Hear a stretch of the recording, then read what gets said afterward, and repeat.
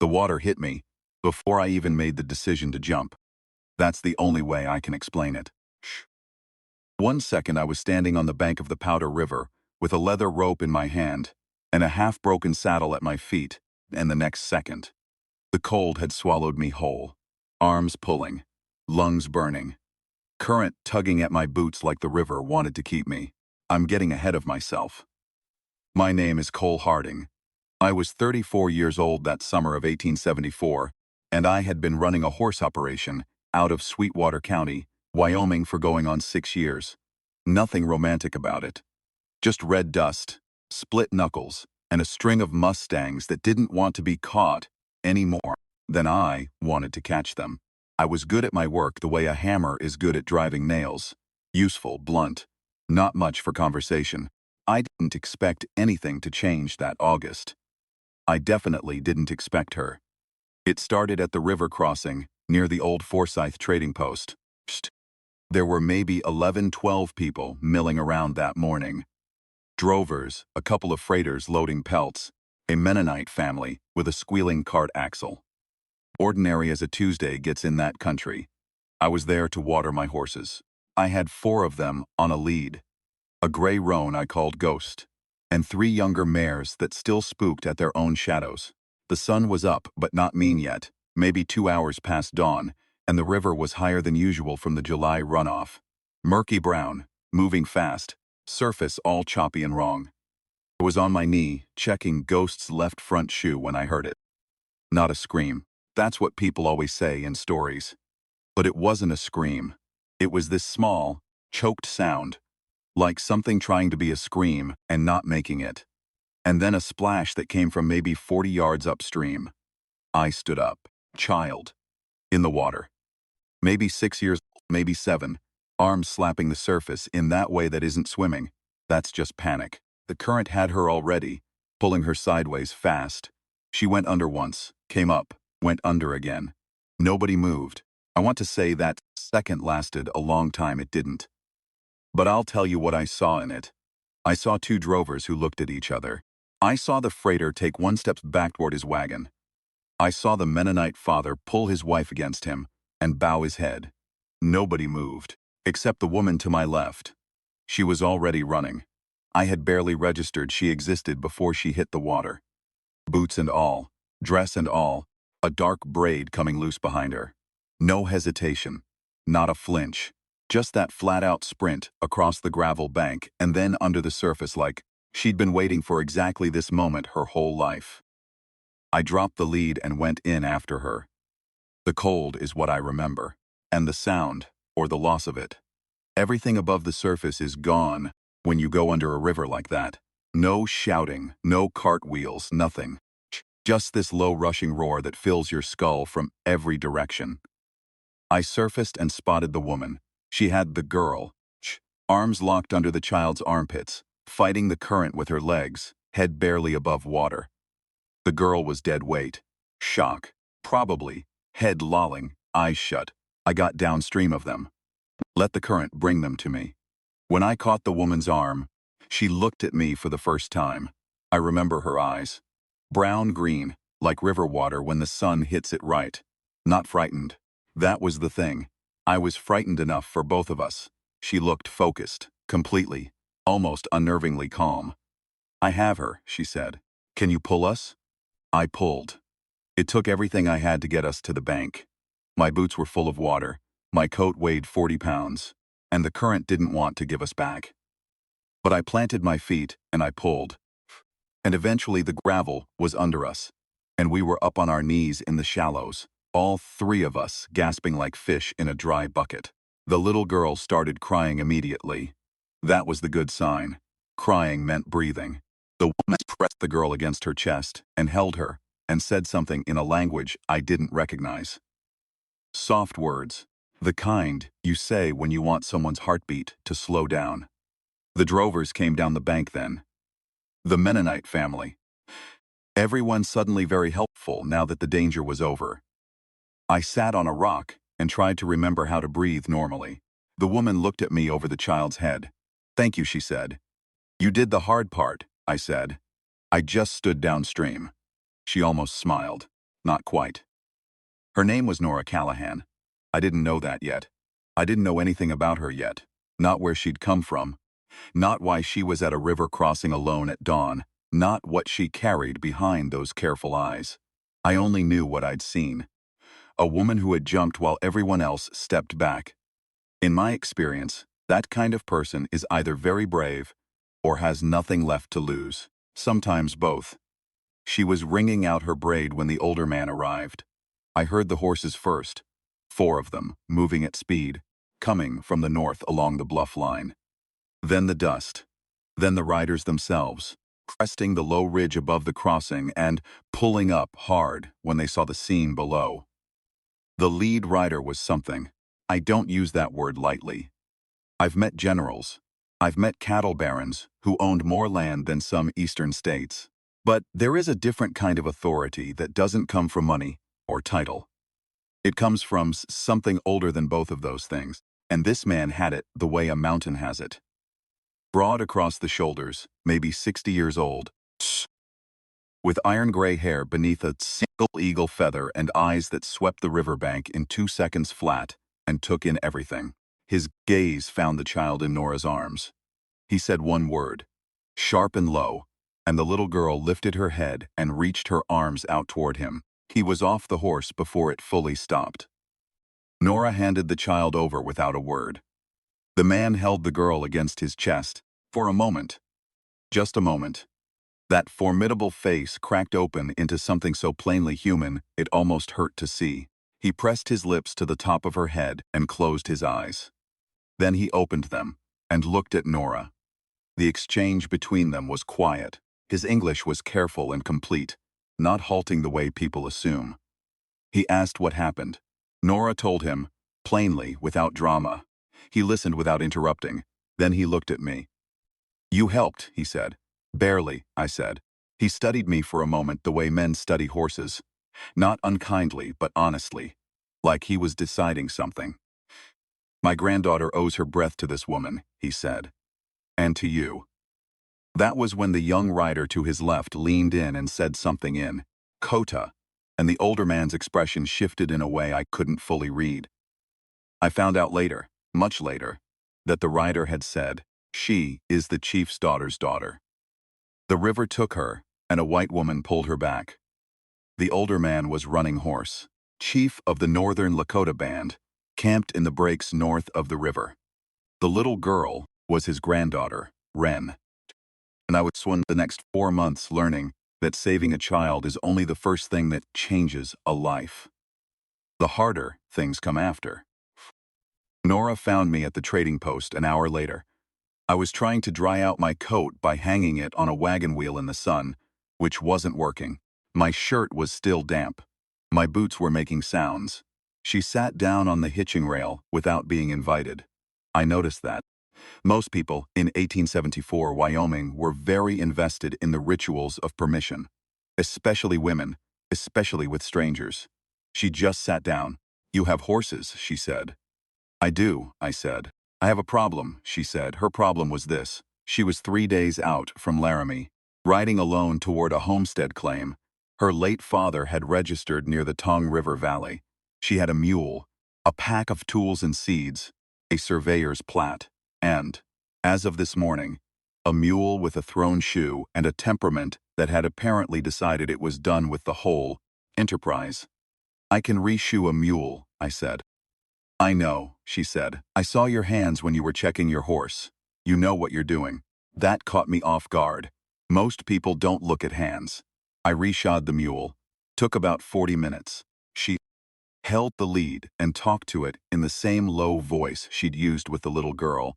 And the mule, bad-tempered animal that it was, stood like it had been sedated. "You're good with animals," I said. "I grew up on a farm in Ohio," she said. "You learn or you go hungry." "Ohio to Wyoming alone," I said.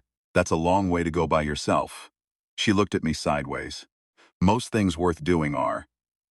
I told myself I was just being a decent neighbor. The Tongue River Valley was 3 days in the same general direction I needed to go. I had horses to deliver to a ranch at Clear Creek, and the route passed within a half-day's ride of where her claim was. Made sense to travel together. Safety in numbers. Nothing more complicated than that. That's what I told myself. The truth was simpler and harder. I had been alone a long time.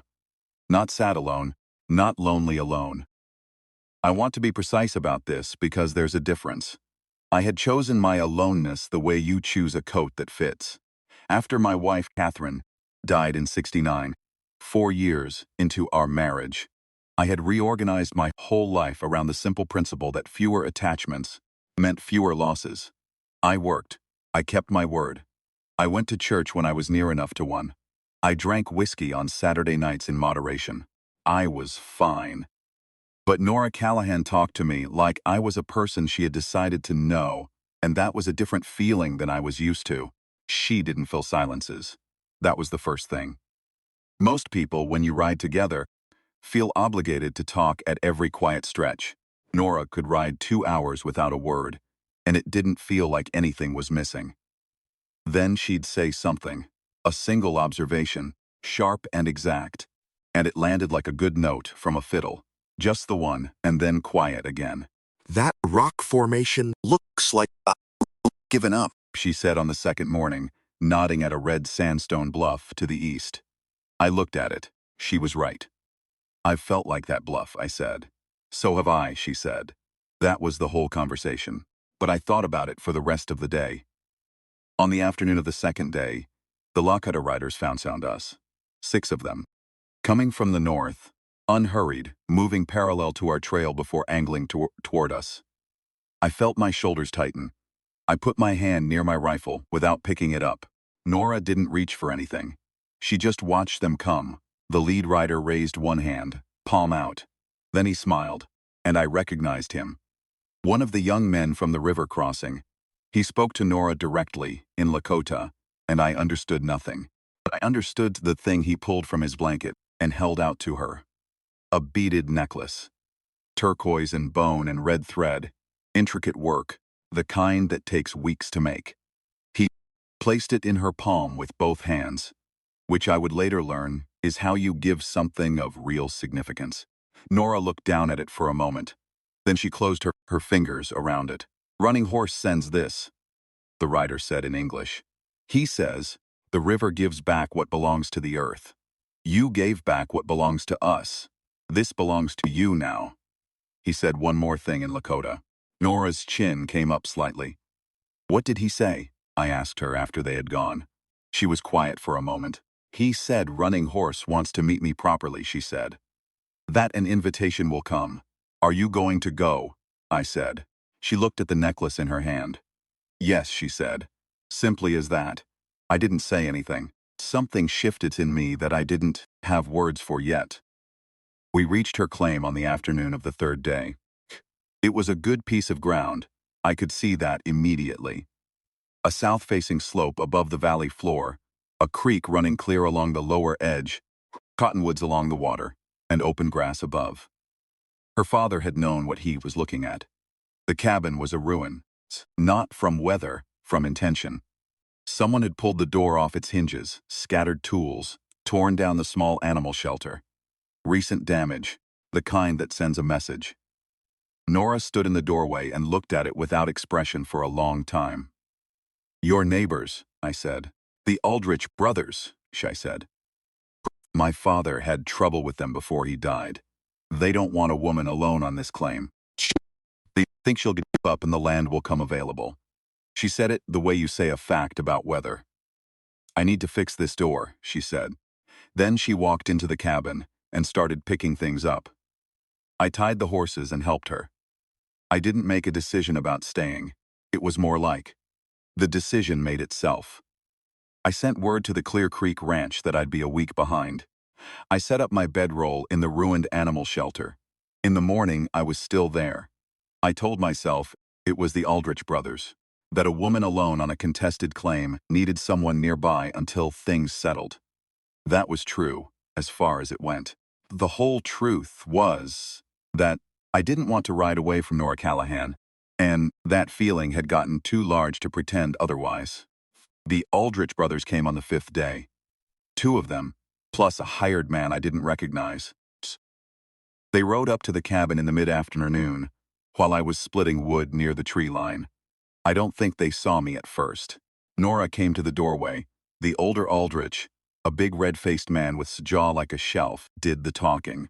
Low and steady, the way men talk when they've decided the conversation is already over. He said the land was going to be disputed, he said. A woman alone couldn't work a claim of this size. He said some things that I'm going to leave out of this account because they were said to her feel small, and she didn't deserve to have them repeated. She stood in that doorway and looked at him without moving.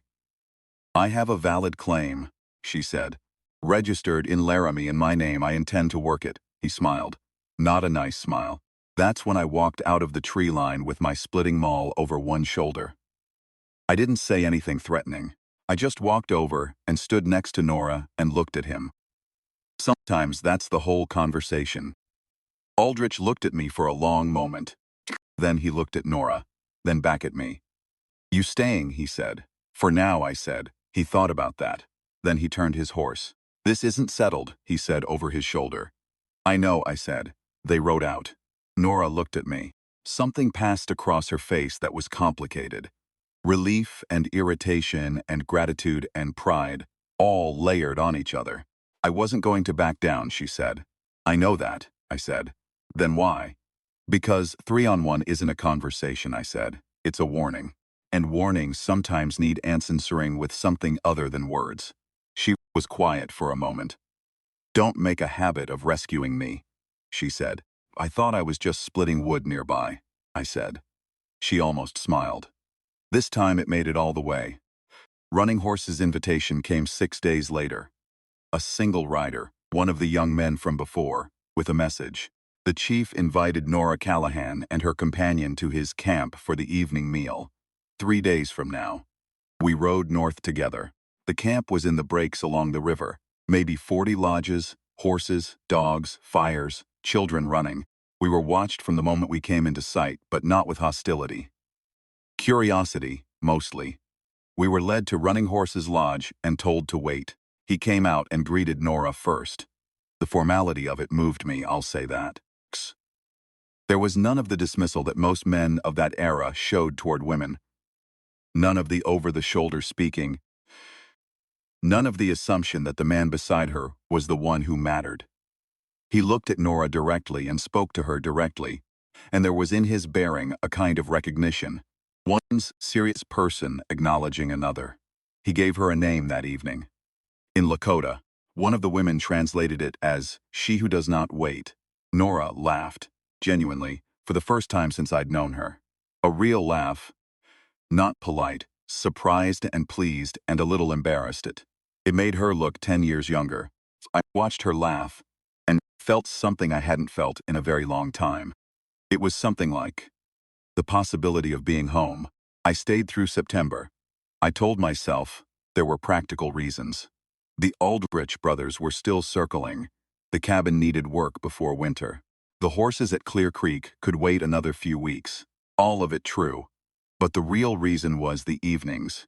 After the work was done and the light went amber over the valley, Nora and I would sit outside with coffee and she would talk. Really talk, not just words. About Ohio, about her father, about the years after her mother died, when it had been just the two of them and a farm that barely paid. About how her father had bought this land claim 2 years before he died, had shown her the surveyor's plat on the kitchen table, and said, "This is where we go when I get the money together." He never did. She was going anyway. For him, I asked. For me, she said. He just gave me the direction. I told her about Catherine. I hadn't spoken Catherine's name out loud to anyone in 4 years. I said it, and it didn't break me the way I'd thought it would. It hurt, cleanly, the way a healed bone aches in cold weather.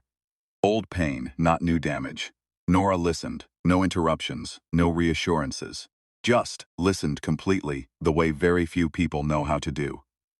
"You've been punishing yourself," she said when I finished. "For what?" I said. "Surviving her," she said. I didn't answer.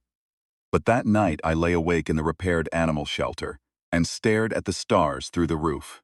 Gap.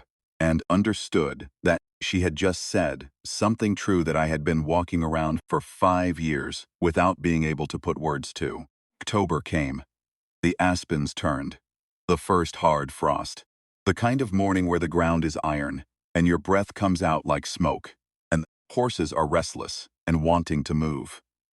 The Aldrich brothers made their last move on an early Tuesday morning. They came with 4 men this time, and a man I recognized, a county land agent named Prices, who had a reputation for helping contested claims move in the direction of whoever paid him most. They had papers. Manufactured papers, I was certain, a counterclaim, badly typed, with a notarization date that didn't hold up to scrutiny if you looked closely. I had looked closely. The night before, in fact, because Running Horse had sent a rider with a warning. His people watched this land as carefully as anyone alive. I had ridden to Laramie 3 days earlier and come back with the original registration and a letter from the Territorial Land Office confirming its validity, witnessed and sealed. I had also come back with a deputy, a quiet man named Ferris, who owed me a favor from a different year, who was sitting on his horse in the tree line. When Price started talking about the counterclaim, I let him finish. Then I handed him the letter from the land office. He read it twice. Aldrich's jaw went tight. Deputy Ferris rode out of the tree line at that point, unhurried, with his badge visible. He asked Price some quiet questions about the notarization date. Price couldn't answer them. They left. They didn't come back. Nora stood in the yard with her arms crossed over her chest and watched them go. When they were gone, she let out a long, slow breath. She turned to me. "I don't know what I expected her to say," she said. "How did you know they were coming?" "Running Horse," I said. She looked toward the north, toward the river, toward the breaks where the fires burned at night. "I have good neighbors," she said quietly. "Yes, you do." She looked at me then, really looked, the way she'd looked at me in the river. No pretense, no sideways glancing. Just direct, clear like river water in sunlight. "Cole," she said. "Yeah," I said. "You've been here 2 months," she said. "I know," I said. "Your horses," she said. "Your operation." "They'll keep," I said. "I'm not asking you to stay," she said carefully. "I want to be clear about that. I have managed this claim and I will continue to manage it. I don't need Nora," I said. She stopped. "I know you don't need me," I said. "I've watched you for 2 months. I know exactly how little you need anyone." She waited. "I'm not staying because you need me," I said. "I'm staying because I need to be here. If that's a different thing, you can tell me to ride out, and I'll go." The wind moved through the cottonwoods along the creek. The horses shifted. Nora Callahan looked at me for a long time. Then she said, "The cabin needs a second room." I blinked. "Before the snow," she said. "If we're going to do this properly." "Do what properly?" I said. "Live here," she said. Not a question, just stated. Plainly, the way she stated everything. Something in my chest that had been clenched for 5 years opened like a fist finally letting go. "I can build a second room," I said. "I know you can," she said. "I've seen your hands, remember?" We were married in the spring by a circuit preacher who came through in late April. No great ceremony. Nora in a blue dress she'd sewn herself, me in a clean shirt. Horse, and 3 of his people watching from horseback on the ridge above. They didn't come down, but they were there. I noticed it. Nora noticed it. The little girl Wren was there too, sitting in front of Running Horse on his horse, watching with enormous dark eyes. When it was over, she waved at Nora, a serious little wave, and Nora waved back. That evening, after the preacher had gone, we sat outside in the warm spring dark, with coffee, and the valley laid out below us. The creek catching the last light, the aspens leafed out and new, the cabin solid and expanded behind us, with a second room that I had built with my own hands through a Wyoming winter. Nora leaned into me. I put my arm around her. She wasn't a woman who needed holding, I knew that. I had always known that, but she chose it in this moment. Chose to lean, and that made it something different than need. That made it a gift. We stayed like that a long time without talking. Running Horse told me something, she said eventually. What? He said. The river gives nothing back that it doesn't mean to give. I turned that over. He's talking about Ren, I said. Maybe, Nora said. She looked up at me. Or maybe he's not just talking about Ren. The stars were out. All of them. The way they only come out, over open country, wall to wall, edge to edge. So many you stop trying to count and just receive them. I had spent 5 years building walls against exactly this. Against the particular risk of loving someone who might be taken from you. I had been very thorough about it. Very careful. And a woman had jumped into a river without hesitation, and the current had carried her to me, and here we were. I think he means it to cover everything, I said. Nora laced her fingers through mine. Everything, she agreed. The creek ran on. The horses breathed in the dark. The valley held us, easy and wide, like it had always been waiting for exactly us to fill it. I had come to this country to be alone. I stayed because I learned the difference between alone and lonely, and between safe and closed, and between a life that doesn't hurt and a life that is worth something. Nora taught me that. The river started the lesson, and I'm sitting here now, 21 years later, telling you this story with the same woman's, asleep down the hall, and the same valley outside the window, different in the way all living things change. More horses, more fences, a daughter we named Eliza, who has her mother's eyes and her mother's habit of sitting down without being invited, and a boy named James who has his father's stubbornness, and I'm told, his father's hands. Running Horse passed 8 years ago. We were at his side. Ren is a woman now, leading her own family north of the river. The necklace, turquoise and bone and red thread, hangs on a peg by our door. It's the first thing you see when you come in. The river gives nothing back that it doesn't mean to give. I believe that now.